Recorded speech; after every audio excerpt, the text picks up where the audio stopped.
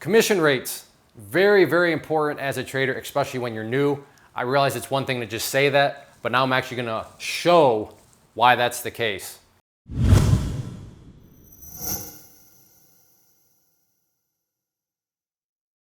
One of the biggest stumbling blocks for new traders is they just don't quite understand why commission rates, why the fees and all that sort of stuff that different brokers have really does make a big difference. Now there's some things that you can do that kind of take care of the problem in and of itself, but most people that are just new, they're not massive hedge funds with hundreds of thousands of dollars or millions of dollars to trade. They're just average Joes, which is totally cool, and what this day and age is awesome is anybody can get in the market.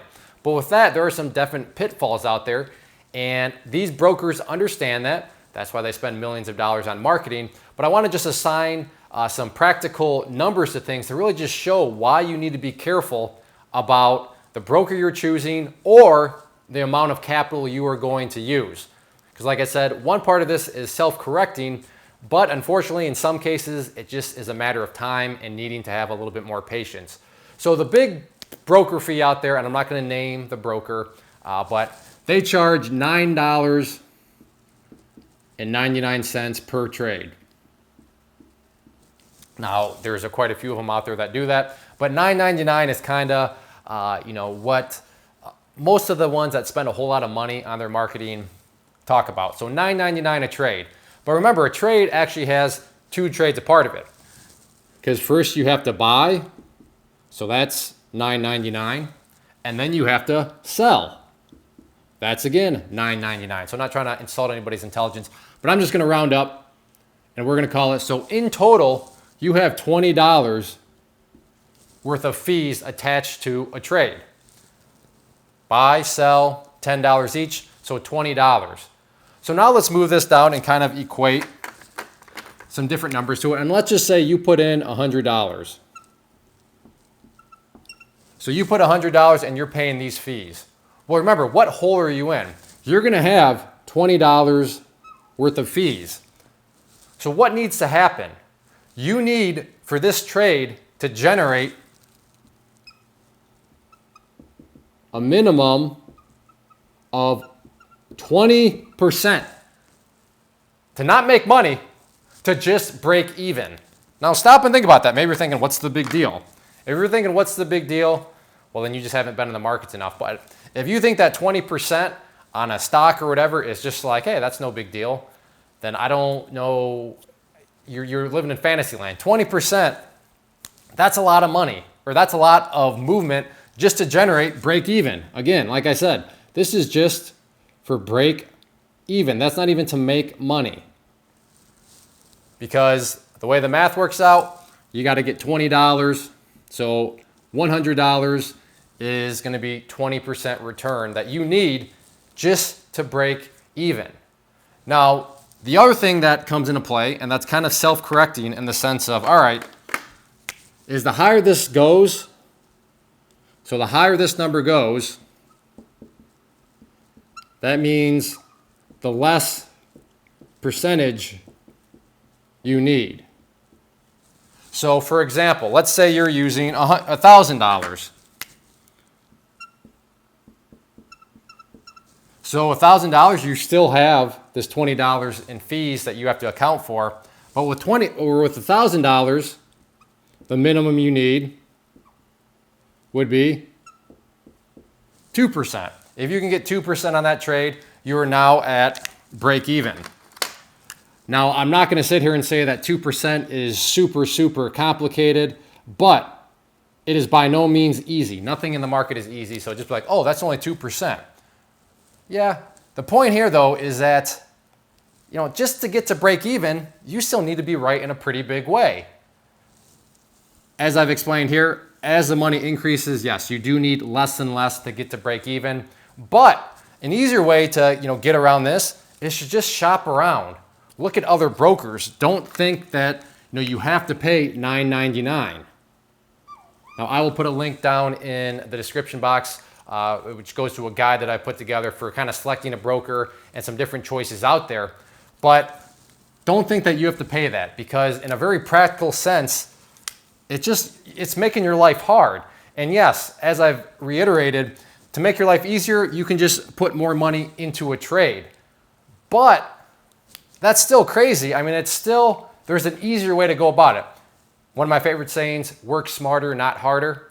The smart way to go is shop around, find a broker out there that's going to be less than $10. I'm not going to sit here and give you brokers right now because brokers are always changing their prices. So, with my luck, as soon as I publish this video, all the brokers are going to change their prices and then this video basically becomes irrelevant. But if I talk in generalities, then, it holds true.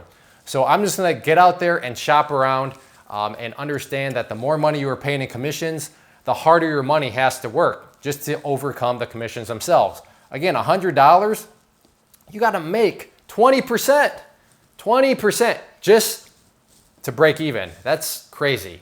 Now, maybe you're thinking, well, some broker, you got to have X amount in your account. You got to have, let's just say, $2,500 in your account, and I only have $1,500.